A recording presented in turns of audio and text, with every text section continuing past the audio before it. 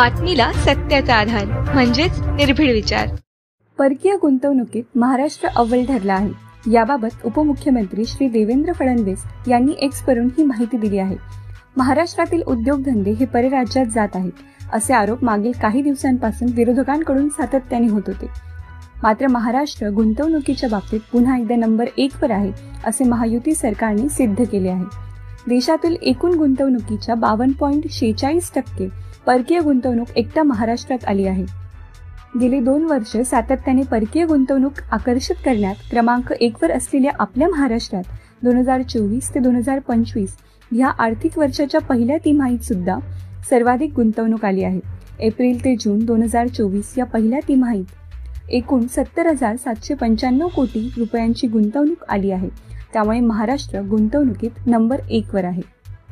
दुसऱ्या क्रमांकावरील कर्नाटक 19,059 कोटी, तिसऱ्या क्रमांकावरील दिल्ली 10,788 कोटी, चौथ्या क्रमांकावरील तेलंगणा 9,023 कोटी, पाचव्या क्रमांकावरील गुजरात 8,508 कोटी, सहाव्या क्रमांकावरील तमिळनाडू 8,325 कोटी, सातव्या क्रमांकावरील हरियाणा 5,818 कोटी, आठव्या क्रमांकावरील उत्तर प्रदेश 370 कोटी, नवव्या क्रमांकावरील राजस्थान 311 कोटी। या सर्वांच्या बेरजेपेक्षाही अधिक गुंतवणूक एकटा महाराष्ट्रात आली आहे। थोडक्यात सांगायचे तर या तिमाहीत देशात आलेली एकूण गुंतवणूक ही 1,34,959 कोटी रुपये इतकी असून त्यापैकी 70,795 कोटी अर्थात 52.46% एकट्या महाराष्ट्रात आहे। यापूर्वी 2022 ते 23 1,18,422 कोटी रुपये गुंतवणूक होती, ती कर्नाटक, दिल्ली, गुजरात यांच्या एकत्रित बेरजेपेक्षा अधिक होती। 2023 ते 24 1,25,101 कोटी रुपये गुंतवणूक गुजरातपेक्षा दुपटीहून अधिक आणि गुजरात आणि कर्नाटक यांच्या बेरजेहून अधिक होती।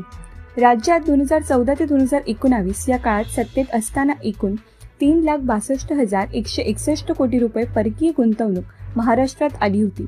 2.5 वर्षात आम्ही 5 वर्षांचे काम करून दाखवू हे पहिल्याच दिवशी ठणकावून सांगितले होते। आता 2.25 वर्षात 3,14,318 कोटी रुपयांची गुंतवणूक आम्ही आणून दाखवली। त्यातही दुसऱ्या तिमाहीची आकडेवारी अजून बाकी आहे। त्यामुळे परकीय गुंतवणुकीत महाराष्ट्र अव्वल ठरले।